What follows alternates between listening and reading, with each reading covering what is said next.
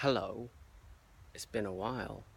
Or I guess on YouTube it's hard to tell these things, but I was just looking at the last vlog that I recorded, and that was December, and it's now the end of October the following year, 2016. So sorry, it's been a busy year, and I'm a little conscious of the fact, having just watched that video, that I think I look kind of well rested and in reasonably kind of good health, and I'm pretty lacking sleep, been abusing caffeine, and I doubt that I'm looking quite so good right now.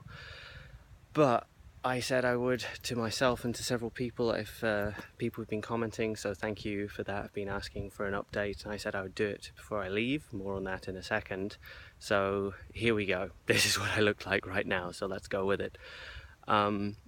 So it would be a bit difficult to summarize almost a year in just a few minutes, but after I recorded that vlog, I decided to leave. I left anyway for Christmas, left America, and I decided not to go back. But partly I decided that because my mental health just went down the fucking tubes. I was in a really, really bad way for much of the December into the first few months of 2016.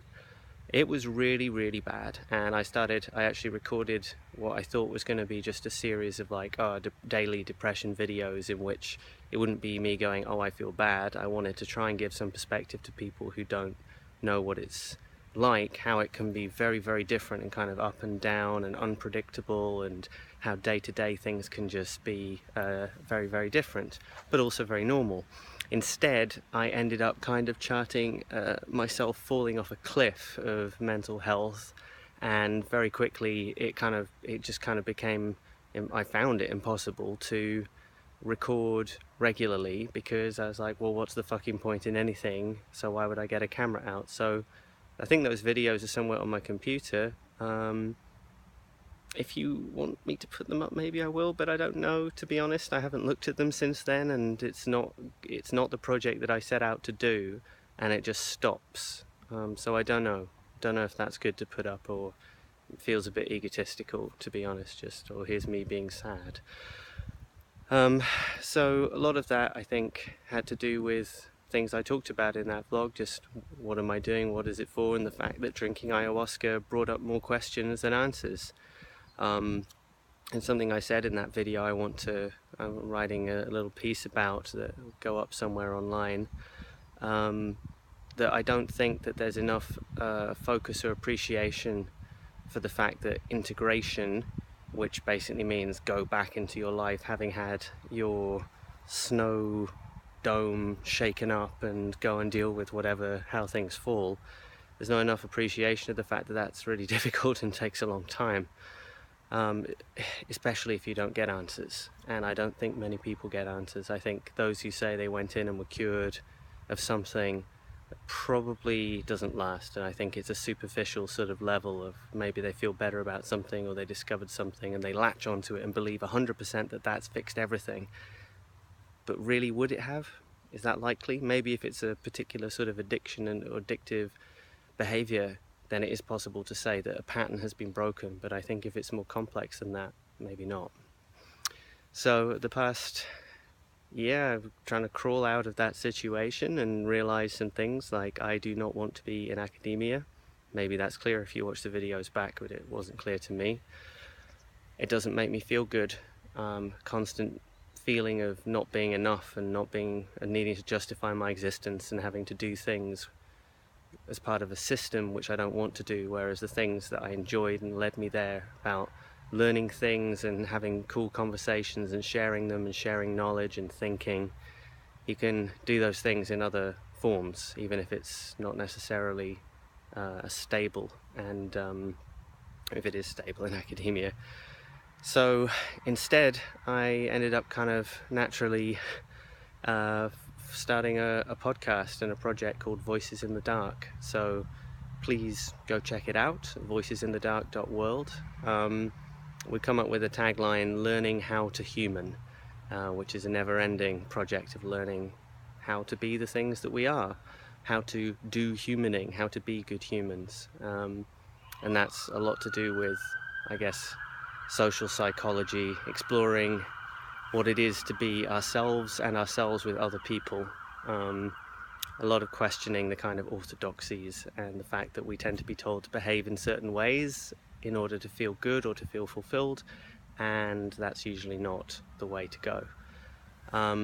So there's different shows there. We're looking at a book called The 48 Laws of Power as a principal series, which is fun and controversial, and I usually go into each episode going, I don't know about this, but coming out having learnt some things.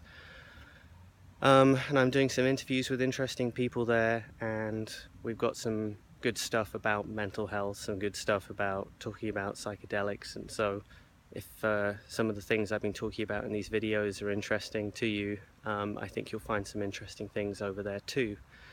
And it's just been a really important outlet for me to do something that create something that I feel is worthwhile. This is a new phone. I'm not sure how I hold it and change hands. Yeah, so that's what I've been doing. That doesn't pay the bills yet, but I hope that I can make it because it's a thing I'm doing that actually feels worthwhile. Yeah, what else can I tell you? I am, big thing, in a few days I'm going to Nepal. I haven't yet been back to Spirit Quest. Almost, not quite. Time and money, and I felt after an initial desire to go right back, I kind of went narrowed in and had to deal with some things. I will go back. I'm not quite sure when. So I met a really interesting guy called Martijn, who's the editor of this great website called highexistence.com. I interviewed him for my podcast, and he talked about going to this Buddhist retreat, this monastery for a month, Kopan Monastery, just outside Kathmandu in Nepal. And that just grabbed my attention, maybe in the same way that ayahuasca grabbed my attention when I first heard about it. And I read more about it, signed up for the course, and I'm going. And it's a month. It's every day series of lessons and intensive meditation practice. What I missed was the fact that at a certain point we only get one meal a day. I am much less happy about that than the other things, but it's going to be a total cut-off from the outside world, no internet, no phones, none of that. So it's going to be a thing. It's definitely going to be a thing. And so this, I feel, is, although this is still kind of part of a series called Ayahuasca Vlogs, this is what I'm going to do next, because I don't think that understanding myself is going to be just, one quick fix. Like I said, it's not going to be one thing that fixes everything. I think, trying to think of a way to say this, that people have asked, how are you doing? How do you feel? Depends what day you ask me. And it's really difficult, I think, to know when you're in the midst of it, when things have got better, because looking back at the past is hard because you always look at it from the present. So I know that compared to those first few months of this year, I'm a lot better because I'm able to get out of bed and function, and I'm not crying every day. But do I feel secure? No. Do I feel that the particular path I'm on right now is right? Well, actually, I feel a lot of it is, but in terms of how can I pay the bills, that's harder. And I am tempted to just run off and go vagabonding around the world with what money I have. And I think partly that might just be an attempt to run away, but in any case, I'm building something with Voices in the Dark, and I don't want to not be building that by disappearing off, even if it would be cool in and of itself. I like building things, I like sharing things, so I want to keep doing that, and that requires a kind of geographical commitment. But I'm fucking off to Nepal, so I'm going to keep going places and doing things and keeping things interesting. So So yeah, thank you for people who've been watching and asking questions. Thank you for sharing your stories with me. That's always really cool. And if you want to be more in touch, find me on the Voices in the Dark website, find me on Facebook, all those things. I'm going to record some more things, little things on the way to this retreat, and because they take all the tech away, I don't think I can we'll have anything to record things on in there. But on the podcast, we're going to do a before and after type interview where Dre, my co-host, is going to talk to me, and we'll see how I seem on the other side as well.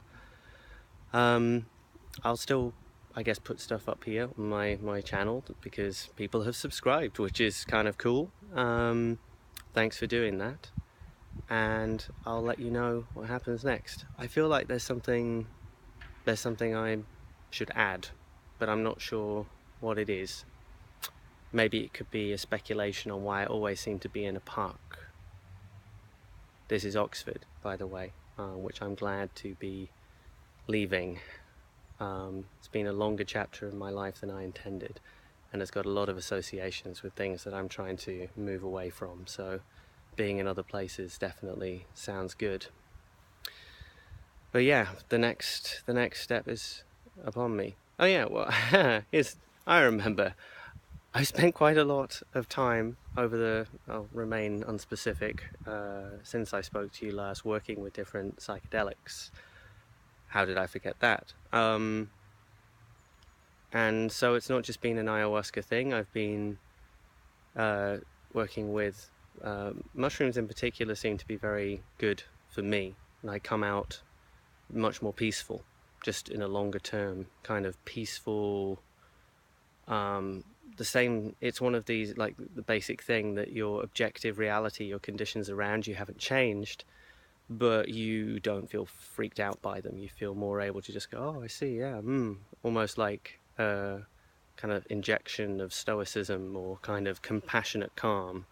I've had little amazing moments where I felt kind of like a little Zen master, able to just sort of look at things and go, oh, I see how the main currents of feelings and things are going on here without needing to be swept up in those currents. And part of the reason of wanting to go to this monastery is an idea that this is an element, or a further element of integration, that this is learning some of the sort of conscious and unconscious, I suppose, ability to be calm, be peaceful, be centered, be okay being with myself. People have asked, what do I expect to get out of it? Well, we know that expectations are not a good idea. What I hope is to be able to be more calm and peaceful with my thoughts, with myself, and to not feel that I need to know for sure what I'm doing next is going to be okay, to commit to it, not to feel this need for certainty, to be able to sit in a place of uncertainty and just go with it, knowing that, okay, things can go wrong, but I can't expect everything to go right, and the death grip of wanting things to be right all the time kind of squeezes the life out of them.